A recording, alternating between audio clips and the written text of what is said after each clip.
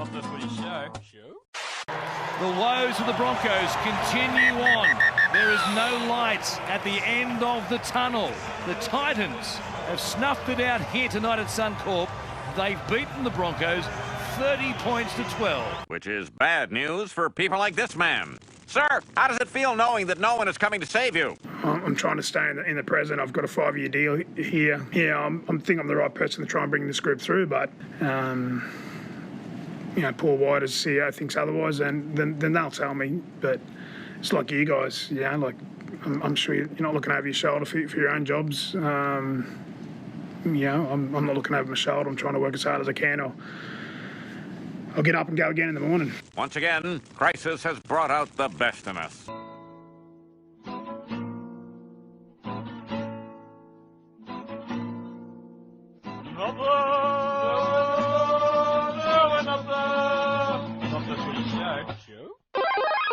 I've got a 5-year deal here.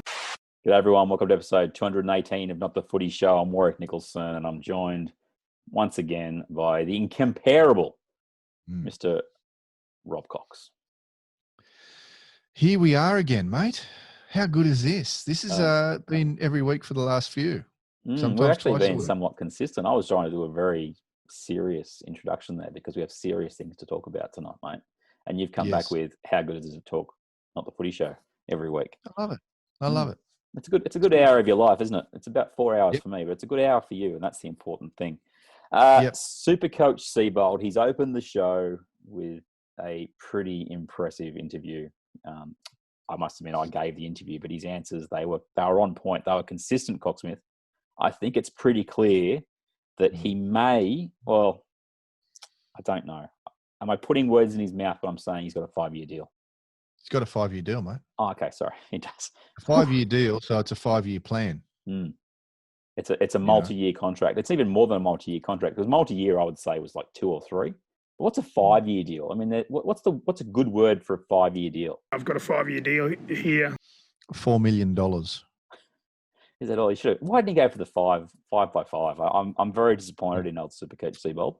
Yeah, no, he couldn't even not even he could justify that, mate. He was only a 1-year coach, first-year coach. He's a rookie, and they signed him to 5 years. Who's got egg on their face now? What? I didn't hear anything then. It just must have cut out. Mate, we have to talk about the Broncos, Supercoach Seibold. We did discuss this weeks ago after the 59-0 debacle when all those amazing players that the Broncos have recruited either didn't play well or just didn't play or were the youngest team we've ever seen, et cetera, et cetera. I think the team's got younger since that day.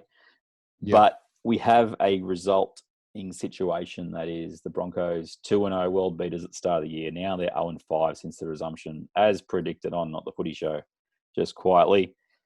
I know you want to launch into the Broncos themselves and the way that organisation has been put together / decisions that have been made, etc. But I wanted to focus on Supercoach Seibold just to start with. Now, I sat through his 12-minute interview after the Broncos-Titans game. Hand on heart, didn't watch that game. Can't imagine many people did, apart from the 200 people that got into the stands or the 2,000 people that got into the stands and then booed the Broncos off the field. But it was...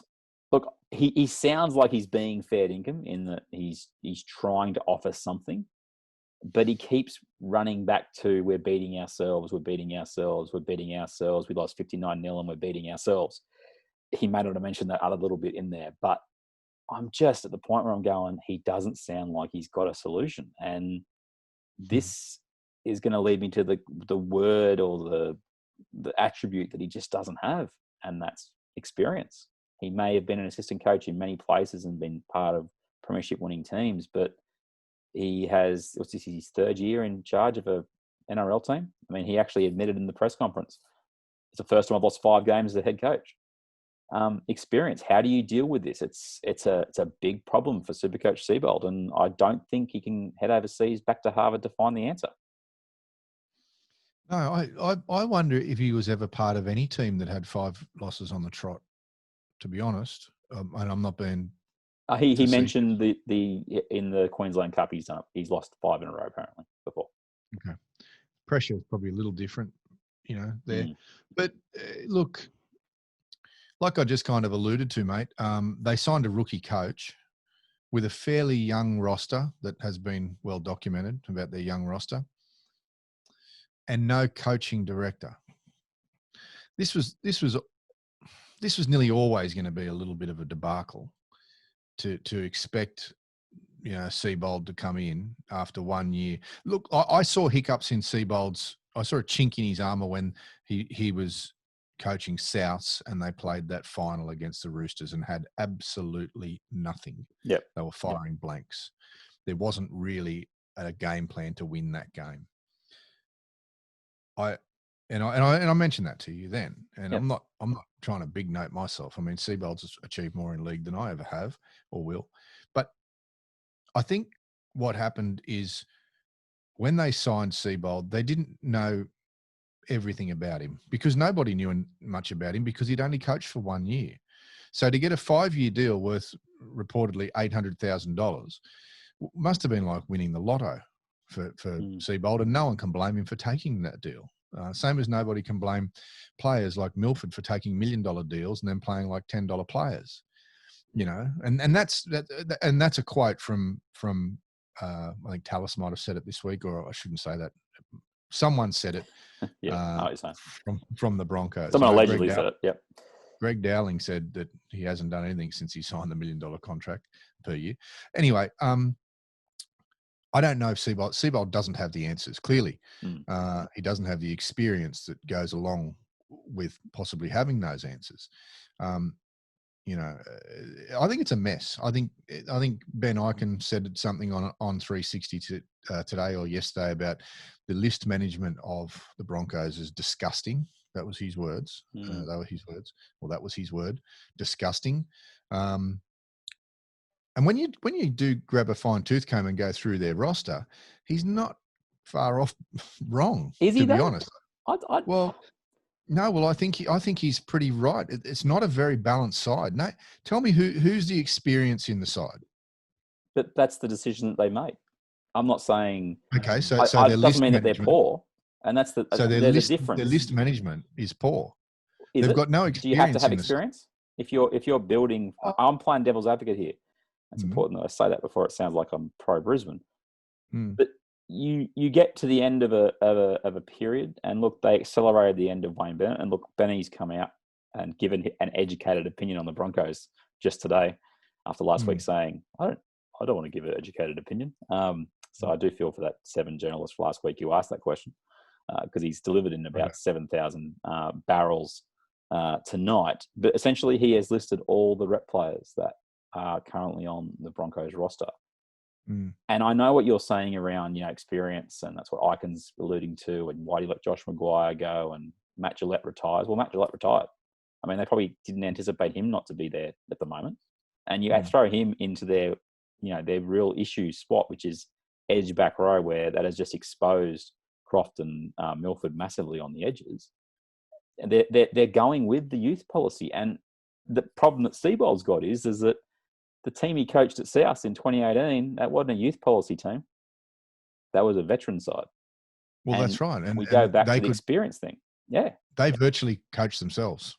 And that was the back end of that team. I mean, it is 2014 when the Bunnies last won the comp. And yeah, it's a while back, but that still means the backbone of that team is still part of that squad 4 years later. And this is the thing that Seibold has in his defence, is that, the team will be a different makeup to what Wayne Bennett had. And Bennett has been really harsh in regards to, I didn't have an also-ran team, I didn't have a finished team in terms of it wasn't at the end of its rope or whatever.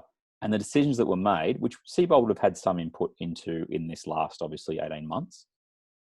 But the challenge he's got is, if he can't get what he has got in the recent past from experienced players, from his rookies or his younger players, then he sits at that press conference and he says, we just beat ourselves. The pressure got to us. Well, that's where the coach and the experience and the relatability, the stories, this is what we did back in my day kind of thing. You sometimes need to hear that. Now, it doesn't mean that you're going to turn around and win 10 games in a row. That's not how it works. But it helps. And that is my main feeling with Seibold, is that what's the word? I'm generalizing here, but the technical aspect, the we must be prepared and all this kind of stuff is great. But sometimes, and you know it better than anyone, given the systems you're in and whatever, you just need a pat on the shoulder and, a bit of a pep talk that makes you want to turn around and turn up the next week. And I don't know if that's Seibold's way. I don't get the impression that he's definitely not the father figure type that Wayne Bennett's been. No, you're right. But look, I think that Ben Ikin is correct here. There's a few more people to blame than just Seibold. Okay. And even Wayne, I think, has to take a little bit of the blame here in some signings. Nobody could foresee Jack Bird's horror run of injuries. That is what it is. Yeah. But there've been some. It's a very young roster. There are a couple of old heads in there, but not the old heads that you really probably want to lead the team, like a Darius Boyd. Darius is there this year because he wanted to get paid again. And fair enough to him. It's a really good contract. He wanted to get paid, and there are maybe other players in the competition that would have just said, "Yep, my time's up. I'm gonna chuff off. I'm not playing the best that I'm not playing worth $800,000 a year." But they signed him to that, so he's getting them to stick to it. But there's a few things that just aren't right about the Broncos, and I think the major one at the moment that we're kind of all jumping up and down about is the coach, and it, rightly or wrongly, it lands on the coach. It always does. Players miss tackles. People have shockers. They don't really remember that. They remember who was coaching when they lost. Okay. And it really is up to the coach to get the team to buy in and to put in every week. And if they don't, and if they can't win the dressing room, so to speak, then, it's either time for the players to go or the coach to go. We've discussed this before. It's a lot cheaper to get rid of a coach. And maybe unless he's on a 5-year deal. Did we mention that he's on a 5-year deal? Well, and that also depends if he's got a performance, what's it called? A performance contract clause in his contract. And he needs to perform, or the team needs to perform. Who knows if he's got that or not? Lockyer says no. I'd say they'd be stupid to sign any coach, whether it be a rookie coach or an old hard head coach, on a 5-year deal without a performance clause. Well, they wanted him pretty badly. Remember, that's the crux of why Wayne Bennett's so annoyed, is that they turfed him really fast to get Seibold. Interestingly enough, I mean, poor old Kevy Walters has been overlooked a number of times, and he put his hand up today to help him. But now it looks like the Broncos are making overtures towards Carney Keeney. With a 31% win record as a head coach. There's a stench of desperation in the air up around Red Hill in Brisbane. And I think players can pick up on that. Fans can definitely pick up on it. I think they're in a bit of a mess up there, and it's not just because of the 5 games. Teams can go through that. You're losing 5 games, but very rarely do the Broncos, of their last 8, they've lost 6, and 2 of those games by more than 58 points. So 58-0 and 59-0, 2 record-breaking losses within the last 8 games. I guess you can spin it out however you want, but the fact of the matter is they should win this week against the Warriors. Sure, last week. They should have won last week against the Titans. They're going to have to start winning sooner or later. But what changes they're going to need to make to get to those wins, they can only make so many changes on the field. And that is really where I come back to your comment before about, it's not good enough. But I talked about this with Matty Duncan a few weeks back. I asked, are we just to accept that this is the new normal for the Broncos? And I think we have to. And they're not a premiership threat. And I know someone, I think it was a Telegraph, tweeted today, immortal Andrew Johns claimed that they win the comp last year and all this sort of stuff. And yeah, okay, because of the exposure they get and the fact that the Broncos and the rest of it, our expectations might be a little high. And I go back to this list management you're talking about. This is where they're at. And sometimes these decisions, and until we see categorically this is what player A gets, player B gets, player C gets, plus your third-party deals and whatever. But to secure a guy like Payne Haas, they just paid through the nose before he played first grade game, if I recall. Yep. Those kind of decisions are the reasons that the Josh Maguires leave and then the players of that ilk move on. So, you wouldn't, they still had the Matt Gillett's, they still had the Josh Maguires. Who else have they let go in the last couple? McCulloch's, which was a decision this year. That wasn't even a decision 12 months ago. They thought Turpin was the guy. But even if you add those three players, is there anybody else you can think of that they desperately should still have from the last 18 months? Okay, well, I'm just looking into the future a little bit here. It looks like they could very well have possibly lost Fafita, even after saving his ass. Oh, well, no, that was just a change of heart from a Bali individual national. Yeah, but even after all of that, this is my point. They don't usually lose players. The Broncos get who they want, and they keep players for unders. They've got a history of doing that. And the reason why they kept those players for unders was because of their on-field success. That, like you alluded to, Matty, may be very much changing right now, and probably has already changed to the point where the damage may already be done, and now they're going to have to pay overs to get players. To be middle of the road. That's the other part of it. They could go out and sign your equivalent players of the Gillett's and the Maguires and the whatevers, and be middle of the road. And do you think they've started to pay overs when even Bennett was there? I mean, I looked at them when they signed Jack Bird, allegedly for $1 million a year, or if not, then close enough to call it $1 million. Jack Bird was not $1 million a year player. I agree completely. He was overrated even the year they won the comp. He played really well the year they won the comp, but people lost their minds about him that year. Yeah. But think about Bennett's situation. I'm not defending Bennett here. I'm just looking at his situation. He had a deal till the end of 2019, all right? Do you not think that he tried to move everything to prove that he could win another comp at Brisbane? Which means you sign players on overs. It means you try and get another year out of Matt Gillett. You try and get another year out of Josh Maguire. Like, you do everything you can. And you don't care about 2020 and 2021. Yet at the same time, he also signed Payne Haas. He also brought in David Fafita. It's such a mix that you got to get right. And our next topic is the whole John Bateman, Ricky Stuart presser today. But these are the things. Nothing is a guarantee in rugby league. And look, we are the kings that we're sitting at home. We're just talking about footy like we always do. And sometimes you'll get a reasoned opinion. Other times you'll know that we're just talking out our rear ends.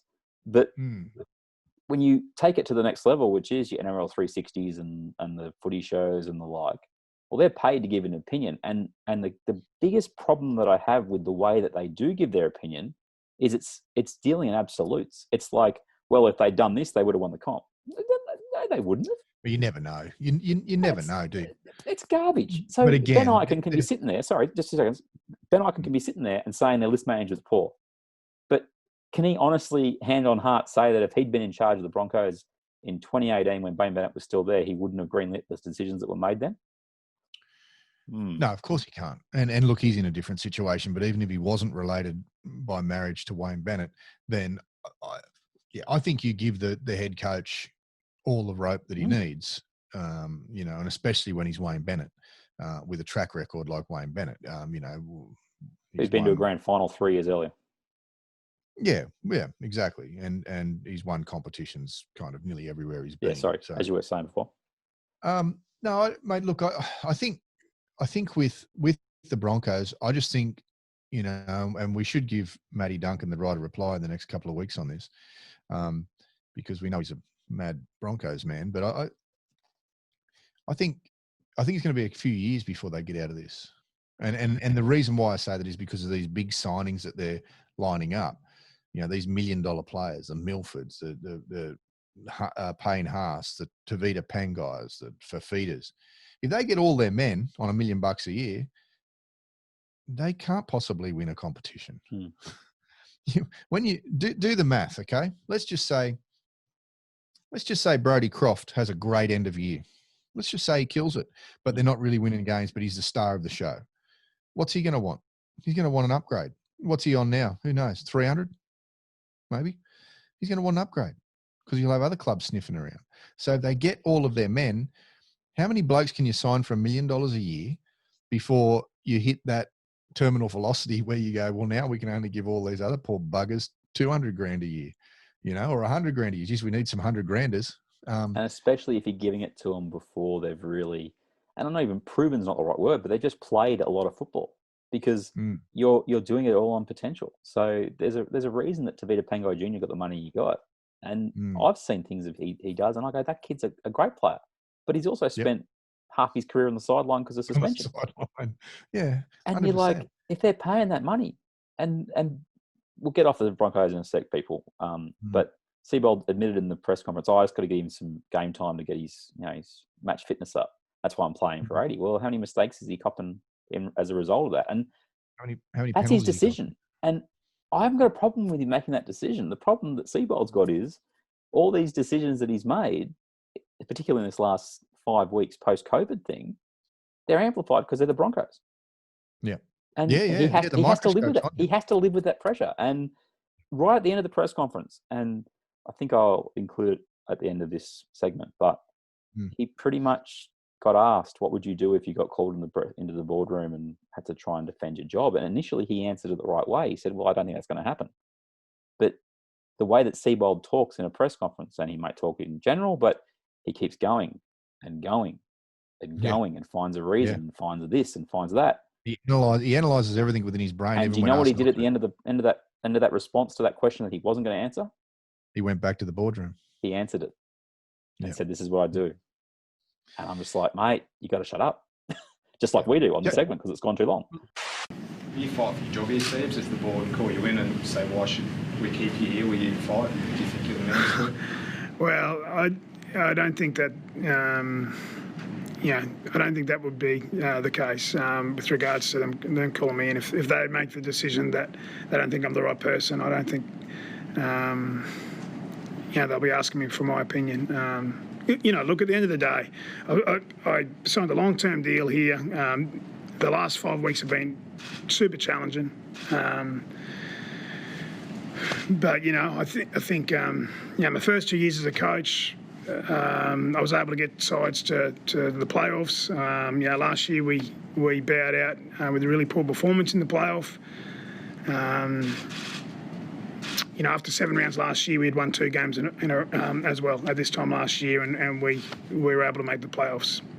That's still our aim. There's 13 games to go, I think. So, our aim is to try and make the playoffs still, and we've probably got to win 8 of our next 13 games. So it's not impossible. It's not improbable. It is what it is. Hopefully we get some of those guys back that I said over the next couple of weeks, and if the board call me in and ask for an explanation, I'll give them some feedback, but I don't think that would happen. I think they would just make the decision. Well, let's get off the segment in a moment, but let me just ask you 2 questions, okay? Has Seibold lost the room? I don't know the answer to that. Do you think he's lost the room? I don't know if he's got the talent in the room to be a contender that everyone thinks that they should be. Can they right the ship and, as he says, win 10 of their 20 games? Maybe. But they're not a premiership threat. And if that's the expectation at Red Hill, then they need their head red. Okay, last question. Where will they finish this year? I can't see them in the 8. They needed to win the game last week. You got to win those ones. Against the bottom 4 or 5, you got to win those games. So I still think they could finish as high as 9th. I'm going to put it there because I reckon the comp's average.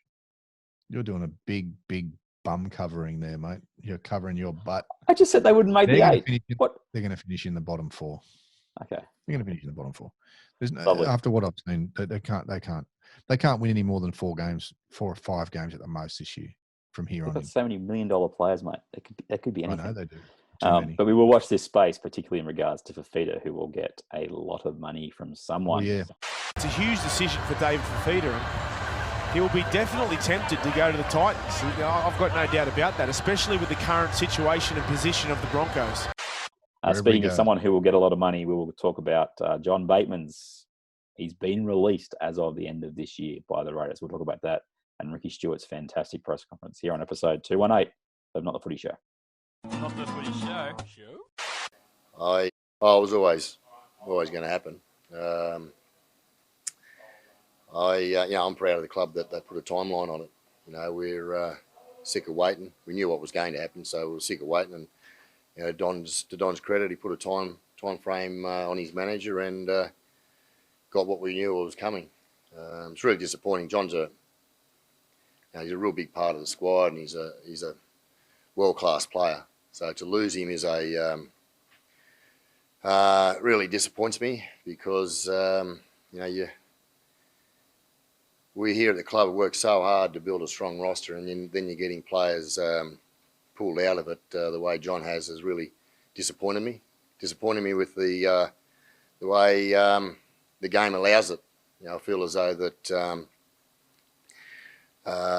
the game, the NRL need to help clubs in regards to how we have to deal with certain managers over the way they agitate clubs and manipulate communications and negotiations to suit them and them only. It's not always in the best interest of the player, and it disappoints me because it's so hard to build a strong roster. But proud of the club that they've took a stance and wanted to get a decision, because the last thing we're going to be is a club such as the Broncos or the Warriors, where they've just been ruined by agitation and the manipulation of roster. We offered John a very, very good offer last year to his English manager and then his new manager. It was a very, very, very good offer. And it was to the words of you're getting closer, I thought it was disrespectful to Don and the club. And that day there, I knew that we wouldn't be keeping John, and therefore we needed to spend the money. I understand it's a professional business, and you've got to make these decisions, but it's just how it's been done that's disappointed me. And it's not only this instance. I think there's managers that need to have a higher degree of integrity and respect for clubs in their negotiations and communications, because there are so many good blokes out there who are managers who take their players' welfare into consideration very highly, and they're getting tarred with the same brush as a few others who are, I believe, disrespecting the situation of being, or the position of being manager. So until the league jumps in and starts helping clubs with the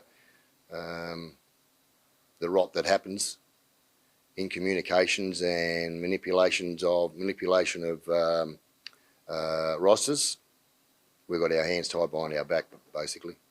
Okay, we're back. It's episode 218, Not The Footy Show. We've just gone into the depths of despair that is the Brisbane Broncos and Supercoach Seibold and his 5-year deal. Did he mention that? I'm not sure if he did. I've got a 5-year deal here. We never actually covered off whether they should have brought in Kenny Kearney or Kevy Walters. Do you reckon they should bring in either of them to help him out? He needs someone. He definitely needs someone. Okay, I don't know who it is. There's a bunch of NRL referees, coaches that are unemployed right now. There's a bunch of them. But are they in the bubble? Because if they're not in the bubble, they ain't getting any trouble. Yeah, but even some old player, I don't know, someone that's not just after a payday though, because that can happen too. I think they need somebody that can help him with experience, Well, And I well, think if you read the papers and the media, there's about 58 old boys who are willing to help, or at the very least get a quote in the paper and sound relevant again. That is probably the thing. That's probably the thing that I'd say has been the most telling about the Seibold tenure, is the way the old boys have got stuck in about the fact they're not welcome there anymore. If you want to speak about whether the Seibold's lost the room or not, can't comment on that. Has he lost the Broncos wider club? Absolutely. All right. Speaking of losing the wider club, Johnny Bateman. We are the founding members of the John Bateman Appreciation Society, and it is. I resign. I'm out. He resigned today. I teased on the end of my presidency of giving it away. I've decided that I will see out my term. Unlike John, I will see out my term as the president of the John Bateman Appreciation Society. Ricky Stuart has come out today and responded to the report that was in the Telegraph, I think, saying that Bateman told his teammates this morning that he will not be at Canberra in 2021. He will not pick up what he says is an option for 2021. Although one would argue, has he even taken up the option for 2020 because they haven't seen him at all this year. The Raiders paid a big transfer fee for John Bateman. They signed him to a pretty good contract given he had not played. He played some test football and had been okay, but he'd never really made an impact on the Australian market in any of those tests that he played. I'd seen him play in the Super League and had a big opinion of him. It got warranted last year. He was Dally M second row of the year. And then he decided, whether he decided or the team and Bateman decided not to get his shoulder fixed, Cocksmith, until all the off-season pretty much had been done. He played a test series at the end of the year and then he had a few months off. And then we got the news, was it about November or December? Or was it maybe in January? Oh, I've got to get my shoulder reconstructed. And you're like, whoosh. Now, that had come after he had slipped something through during grand final week about wanting an upgrade. Fast forward to today, and Ricky Stuart has unloaded on Isaac Moses, soon to be maybe deregistered Isaac Moses, and Bateman. Let's not pretend he hasn't had a go at John Bateman here today. I know he's said that we'll be professional enough to get through the season, but he is not happy. And the key part of this whole presser comes down to one quote, and I'll get to it in a sec, but he has definitely told it like it is, which is what Ricky Stuart does. And that is, we ain't happy, and he can go. I love Ricky Stuart's presses. I really do. Except when he's aiming his vitriol at me. Get out of the presser. Just the way he stares at you when you photograph him with a really big lens up close. No, look, mate, I do love his press conferences, especially when he's got a message he wants to deliver. All those questions you asked about John Bateman is reasonable. I mean, they put that shoulder thing off for a long while. I mean, just a question transfer fees. If he wants to leave, does someone, and they've paid a transfer fee, does someone have to pick up that transfer fee unless he goes back to England? Don't know 100% for sure, but I don't think so. And I think it is related to the fact that he's not technically under contract for next year if he doesn't take the option up. Right. Now, it's a mutual option, I think. And again, I'm alleging this stuff. But as I understand it, they've done their money. That's the best way I can describe it. Wasn't it worth about $300,000? It was apparently a lot of money. It was definitely six figures. And they almost got a grand final. I got a grand final of it last year, didn't get a premiership. And you'd take if they got it there again this year, if they won the comp this year, it'd be worth it. It would be worth it for Canberra. It's just a shame that the core of this entire saga is a change in management, a rejection of a upgrade while he was only halfway through his first year of his 3-year deal or 2-year deal plus option. Yep. And the quote that apparently Isaac Moses said to Don Furner when he offered the upgrade, which was, "You're getting closer," and Ricky Stuart teed off on that, and he has every right to do so. Rightfully so. I mean, that's just treating a club with disdain and just treating them like a hole in the ground with money in it. I mean, you know, we've heard the stories about John. He's got a 12-year-old daughter. I've got a 12-year-old son. I know how close you can be to young kids, and they've played that in with this whole narrative about, he might want to go back to Wigan, you know. If that's the case, I mean, if he wanted to go back to Wigan, I know what Ricky's like with family. Yeah, 100%. If he wanted to go back to Wigan, Ricky would say, "With my blessing, you go back to Wigan, mate. We've got a great year out of you last year. Let's see if we can finish strong this year." But to that one sentence from Isaac Moses, allegedly, who said, "You're getting closer," when offered what Ricky considers to be a very good contract or a good upgrade to the existing contract, that just says to you and I, and especially Ricky and Don Ferner, that it's all about money. Yep. It's all about money. It's all about getting the new manager in on the pay deal. And I don't know if John Bateman sees that. He seems like a pretty switched on dude. Yeah. He's parted ways with his old manager. So for his new manager, we've described this before and explained it before, for his new manager to get any part of any money that John Bateman earns, he has to get a new contract. The existing contract is under the old management's scheme. Yep. And they get their 4, 5, 6%, whatever it may be. So Isaac Moses, to get any money out of John Bateman, either has to get an upgraded contract from Canberra or another contract elsewhere, which looks like it could very well be with the Bulldogs in 2021, and you can guarantee it that it'll probably be worth around about $700,000 or $800,000 a year. And then Isaac Moses will, as soon as that gets signed off, he will then take his 4, 5, 6, 7, 8, 10%, whatever it is. It's all about money. I sent you a message today, didn't I? 100%. All you got to do is follow the money trail, and you'll find the turd. He admitted, and we said it on the pod the last time we discussed the John Bateman Appreciation Society and how we, convened an emergency meeting, because he said, well, what happens if I don't play like I did last year? He said those words. So, and this is the bit where I go like, it's. So what you're saying there, when you're alluding to that, do you think, here's a conspiracy theory for you. I'll leave my shoulder until January. Oh. And I'm not going to have to play until July or August. By then, my contract will be done. Could that have played in someone's head, do you think? I'm not saying it did or didn't, but it's always a possibility. That's the decision. I just don't. If you knew, and this is the part of it, if this offer was made last year, we don't know when it was made. Stuart didn't clarify it, but it was definitely after he'd got rid of the other manager. So we're ballparking sort of September, August, that kind of semi-finals time. So at that stage, Bateman would have been injured because he said he played that last period of the year with the dodgy shoulder. Maybe Canberra were just sort of going, well, if we don't force him to have the surgery, he might change his mind. He might realise that he's got on a good. But then he went and played a test match.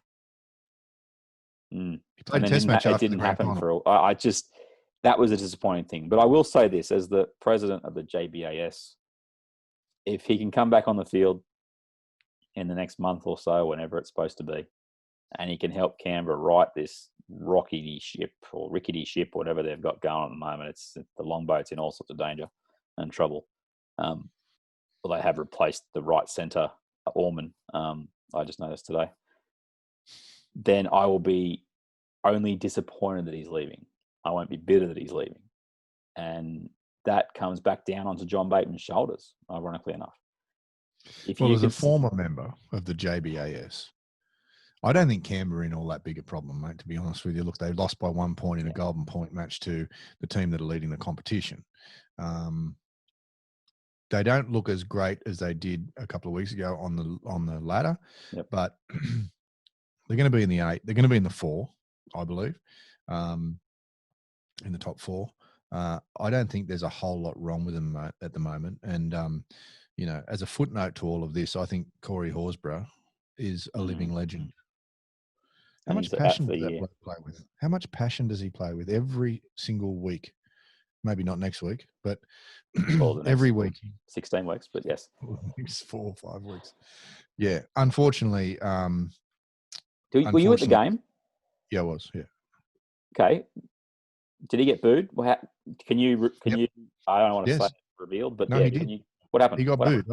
Well, there are about 500 corporates, Parramatta corporates in the grandstand on that western side, and they gave it to him as he left the field because he was a bit upset. His emotions boiled over.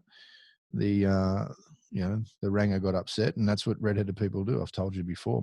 Most of my family are redheads, and they're all very fiery. So I know all about family gatherings and fisticuffs, and maybe not fisticuffs, but good arguments and whatnot. And ringers do get a bit excited when the emotion starts to flow. And he obviously was, he plays with emotion, that player. And I love him for it. But the Parramatta fans booed him and were yelling things at him. I couldn't exactly hear what, but I could hear a lot of yelling going on because I was on the other side of the stadium. I was on the eastern side of the stadium. And, he flipped him off. Gave him the double-barreled bird. Good on him. I don't mind it. That's what it is. And I just find it, the hypocrisy of some fan bases is pretty hilarious. I will say that much. Before you go any further, some of the very worst comments I've ever heard have been when I've been at the Raiders Stadium. Not debating that at all. I'm just saying. Not by you. No. But, hopefully not by me. But the hypocrisy of fans is just hilarious. That's the biggest part of what I'll say is that, it's always sucked in if it's happened to you, but when it's happened to me, I will protect our own, and we've never done a thing wrong. And please. Anywho, so yes, I will be still Presidente of the JBAS until at least the end of 2020. Well, you've lost the two other members. The two other members are out. Who are the other two members? Oh, John. Sorry, me and Ricky. Oh, I thought Johnny Bateman was part of it. That's what you declared in the last podcast, if I recall. Did I? He was challenging me for the presidency. There's two members. It is. Look, we've got more things to talk about as we wrap this episode up. I don't want to be going for too much longer. We'll give you our tips for round 8 and discuss 2 other things that came up in the news in the last 24 hours here on episode 218 of Not The Footy Show. Not The Footy Show. One thing is for certain, there is no stopping them. The ants will soon be here. And I, for one, welcome our new insect overlords. Like to remind them that I've got a 5-year deal here. Okay, we're back. It's the last segment. We have tips to come, but we will kick off with 2 things that have happened in the last 24 hours. That is the 6 Again rule has been widened in its powers, Cocksmith. Yep. Basically, if the markers get up to no good, which, as we have both observed in the last little while, and I don't know I think it may have been Bennett, actually, who came out in the press on Thursday after the loss to Penrith, and he just said it's ridiculous. The markers just are not even trying, and they're not even trying because it slows the ability of the dummy half to get out of there and take advantage of the 6 Again calls. I agree. So you're in favour of these powers being expanded? I'm in favour of them enforcing them if they do. I mean, it's always a little bit dangerous to give referees too much power because power and ego, they go hand in hand quite often. And we have known of times when referees let the ego blow the whistle for them. I hope if they police it correctly, great. I think it's awesome. I think it's really good. I think that they need to be aware, game aware of what would benefit the team that haven't infringed more. Would it be a penalty right now? Are we 15, 20 metres out right in front? Or are we, ding, ding, right over on the other side of the field? And I think that this would benefit, all those things have to go through their mind. And I know the referee's got a lot of stuff going through their mind, but I would like to see them have a go at it. And if it doesn't work, the only weird thing for me, and it's still the way it was and has been for the last few years, when we get to Golden Point, we're not seeing too many more 6 Agains, okay? And we're not seeing a whole lot of penalties. It's very frustrating.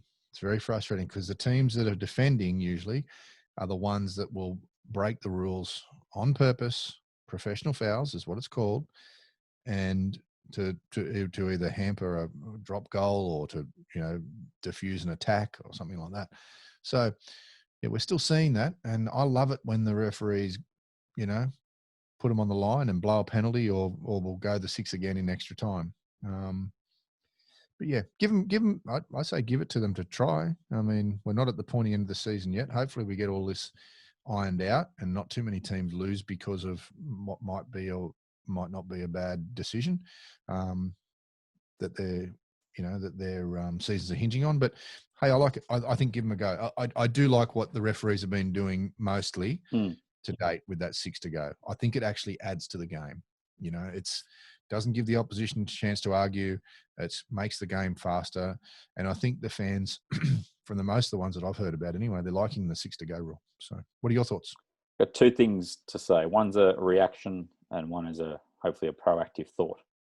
First one is, how did it come that we would get these extra powers to the referee and these correct extra powers to the referee? How did they get enforced when we took one referee away?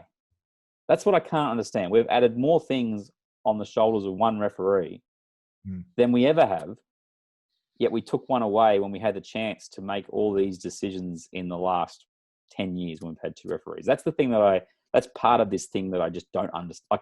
I don't not understand. I like that it's in play, but it took 10 years to work out that we can give the referees more power. Great question. But do you think that the game is better now with one referee or before with 2? I think, okay, let me tell you. They've fixed the wrestle to a degree, and I love that.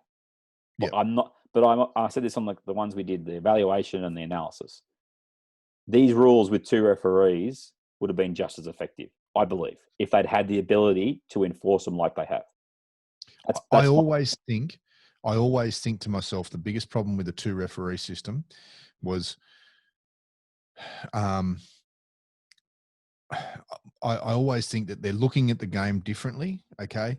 And there's a lot of, maybe conflict between the 2 referees. They'll tell you that they did it like a team because all they've ever wanted to do was be in a team, those blokes. It's true. It's true. Yeah. Or a winger. Yeah. But in saying that, I just think it's so much better, especially I think the good referees have gotten even better. And most of the good ones are still refereeing. The ones that may not have been up to scratch are now, waving a flag. But I think, the younger referees like Grant Atkins, I mean, he's coming into his own. I like him. Yeah, I do. They're my favourite too. Who's that? Him and Checken? Yep. I actually even like the way Ashley Klein's been refereeing lately. That's all we have time for tonight here on Not The Footy Show. That's been Robb Cox, and he's shutting up right now.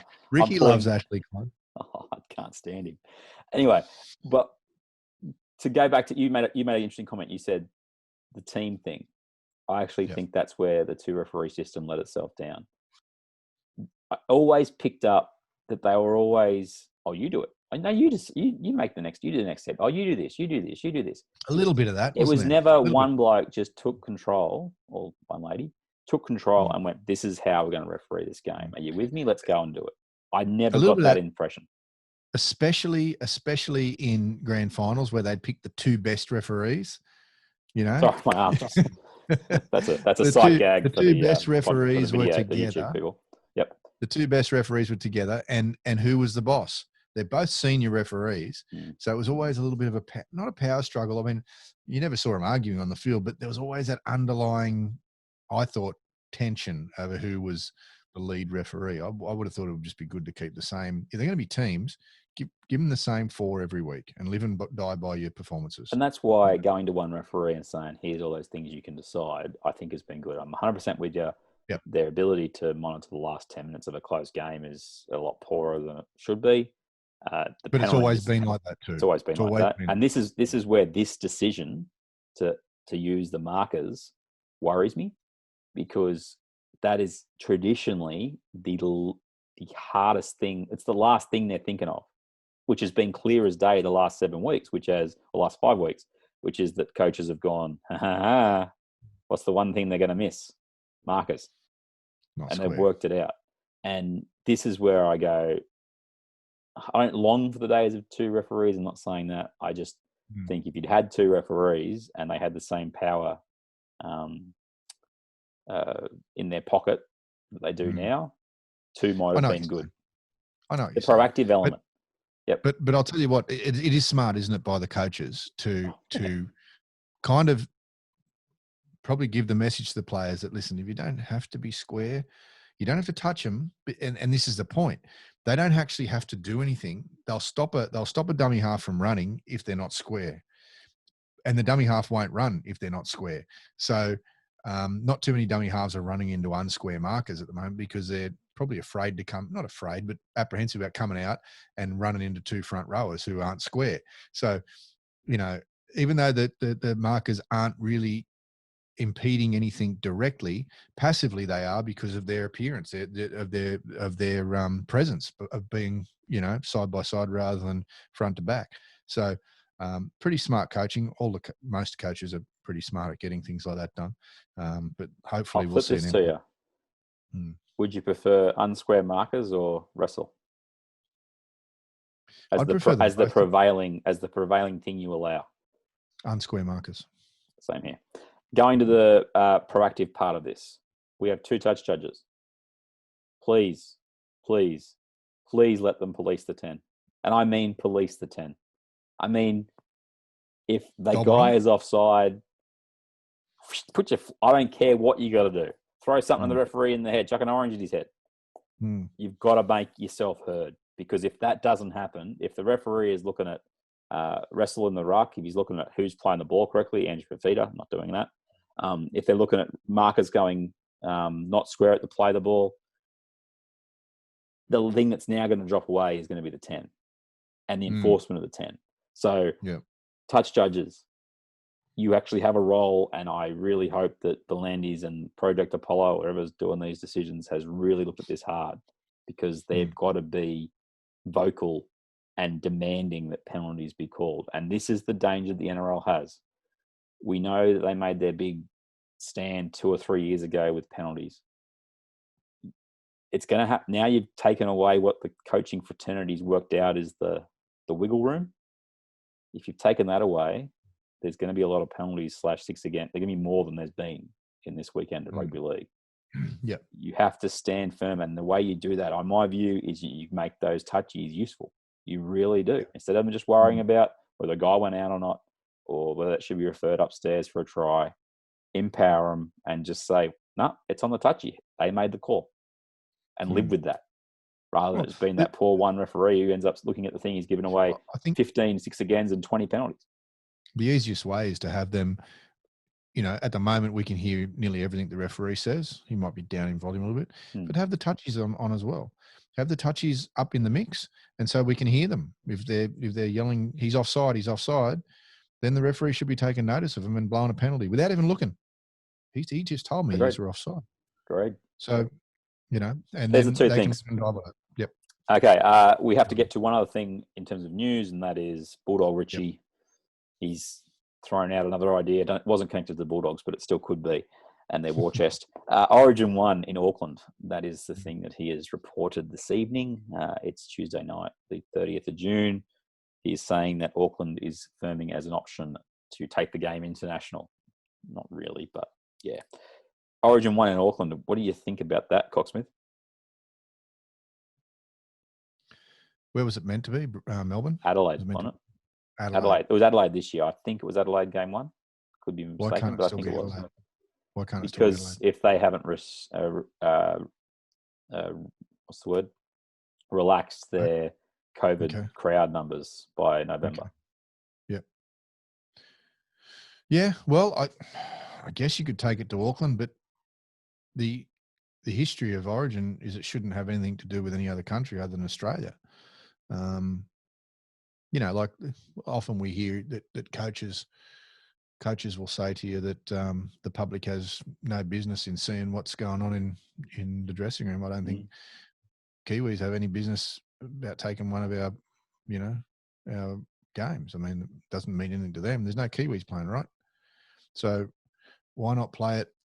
Why not play like we have done in the past, 2 in Sydney, 1 in Brisbane? I mean, I don't know. I mean, I don't think that really makes any sense. I know what Bulldog's trying to do. He's trying to throw an idea around, and maybe he's gotten wind of an idea coming out of the NRL. I don't know, but I don't see it being relevant to Kiwis. There's no Kiwis playing.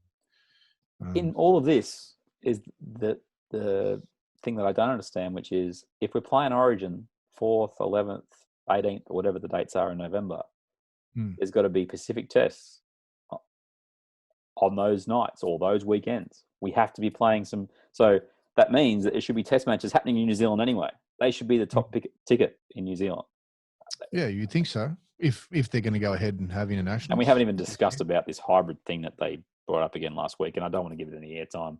No, until it gets confirmed, then I'll tell you that the Aussies will win. But until then, let's not talk about it. I'd prefer to see the Wallabies play the Kiwis in another test. Like, play them both at the same time. Winner plays each other, and all that garbage. Anyway, round 8 tips after the break here on Not The Footy Show.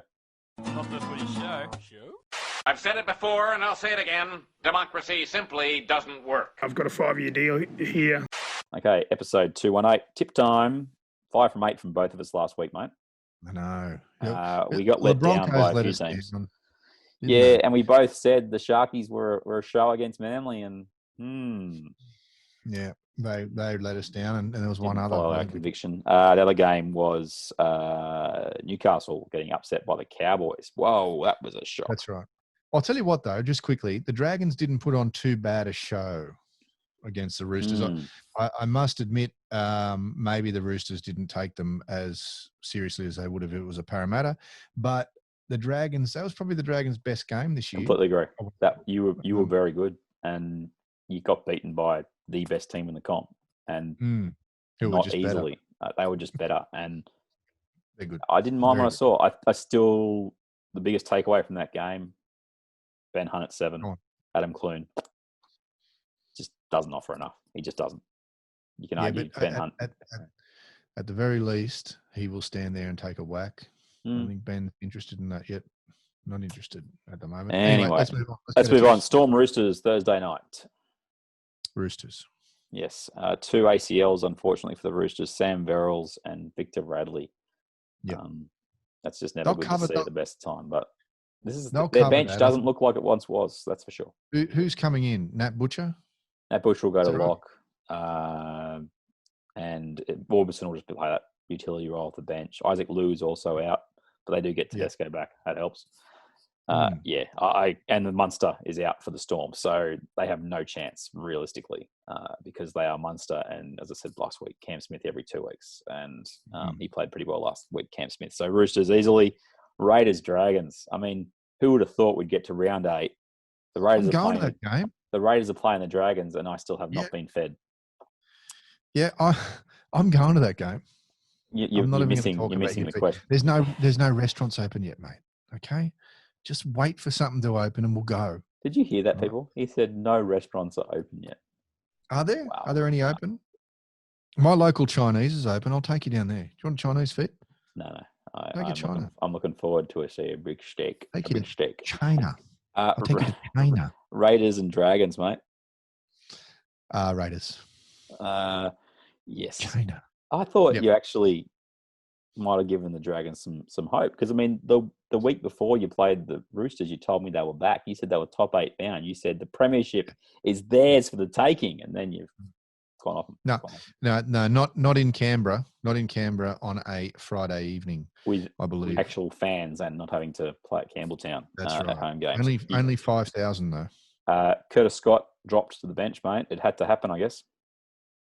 He hasn't been good. He just hasn't been good, mate. I mean, I think he's been. I think Ricky has been quite kind to give him the amount of time he has. He really hasn't done a lot this year. He hasn't even really gotten into any biffo, which has always been a highlight. Well, this year he has, but not on the field. Nick Kotrick, I hope to see at right centre. It's a travesty that bloke doesn't get any ball. And they're both wingers don't get the ball in attack. It's unbelievable. Anyway, Eels Cowboys is the other game, and no Mitchell Moses Eels. for Parramatta. Eels by plenty. Even without their mercurial halfback. Well, they beat Canberra last week without the mercurial for half the game. So fair point. Titans and Sharks on the Gold Coast.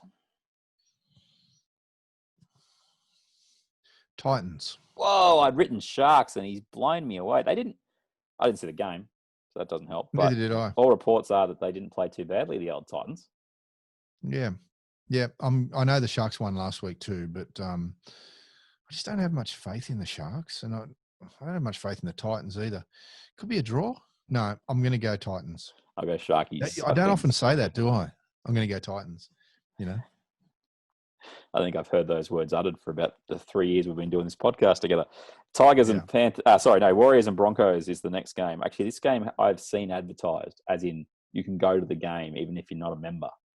Now, obviously, the Warriors fans over in New Zealand, but I don't think they'll even hit their quota of what they're allowed up there. It's at Central Coast? Central Coast Stadium. Roger Tuivasa-Sheck was ruled out tonight. He got suspended for a week for a shoulder charge. So I cannot believe I'm doing this. But go the Broncos. Broncos will win, I believe. Yep. Even though I want the Warriors to win, but yeah, the Broncos will win. I would have picked the Warriors if RTS was playing. Peter Hickey will probably go to fullback, and he actually goes all right there. But I don't know. I might change my tip later in the week, to be perfectly honest. Tigers and Panthers, nice little matchup this. I think the Tigers are a little bit of a, what's the word? They've won 2 in a row, but I don't think they're the team that people think they are at the moment. They've beaten up 2 pretty ordinary sides since they got done by the Raiders. They're And not going to win 3 in a row. The Panthers have put together 3 really good performances, and they won 2 of them. So, Penrith? Yeah. Penrith, mate. But the highlight for me this year has been Harry Grant for the Tigers so far. Jeez, he's a good player. I text my mate Paddy Richards today actually and said, "What about Harry Grant?" And he just said, "Mate, he is a player. He just makes NRL." Sorry, I just dropped something. Is that a name? Yeah. Sorry. Your turn. Friend of the show, Paddy Richards, who we still haven't had back on since you did your little Hi mate. Yeah, that was. This is my life. This is your life. Yeah, with Paddy. Yeah, that's great. Yeah, if you're listening to the show, Paddy, let us know. Slide into our DMs. Let us know you want to come back on. Manly versus Newcastle. This is a tough pick because Newcastle. It's at Brookie. Joe passed Brookie today, actually. Do you know it's called Brookvale Park, not Brookvale Oval? Really? You have to speak to Tony Abbott about that. I have no idea why. He's a local member there. I'm going Newcastle, mate. They're not going to lose 2 games in a row. I know that Manly lost last week too, but Newcastle are a better team than what they showed last week. Manly found a way to cope against Canberra. They looked really poor against Cronulla. And I fell asleep 10 minutes into this match, woke up at about half an hour mark.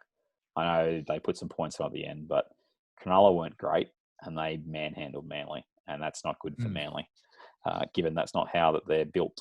So I'm going Newcastle as well as the bounce back factor. And then finally, the Bulldogs play on Sunday night for the 7th week in a row, it seems. They've got the Bunnies, and I expect the Rabbitohs to resume normal service against the inferior teams and win by plenty. Yep, me too. South will win that. There we go. There's our tips for round 8. I wouldn't be listening to them, but if you are, I'm also putting them on my website, wdnicholson.com. The Postman's Tips, actually, it's the thing that's probably looked at most on that website, more than this podcast for some reason. It's got to be something to do with the quality of the podcast, surely. Wow. I find that hard to believe. It's the truth. Anyway, you can get us on facebook.com/NRL Podcast. People love tips, mate. You just put something that says tips and people watch us. Well, you sure it says tips? It says tips. It says tips. You can get Twitter. Well, hang on. I needed to bring this up, Cocksmith, because we discussed it a few weeks back. And I said, mate, have you ever considered giving the show any love on your social accounts? Have I? No. I'm sure I have. No one would have any idea that you're even. I'm going to give it a yell. I'm going to give it a yell on Facebook this week, okay? For the millions of minions that follow me on Facebook. I don't want Facebook. What do you want it on? You know what I want? I want the gram. Oh, you want Instagram? Okay, I'll do it. We'll see. I will do it this week. We picked this episode so people will fall asleep 3 minutes into the. Okay. Well, I'll do it for the next week. No. This is fine. This is fine. I just go on, mate. I do my hard work with the NRL tweet.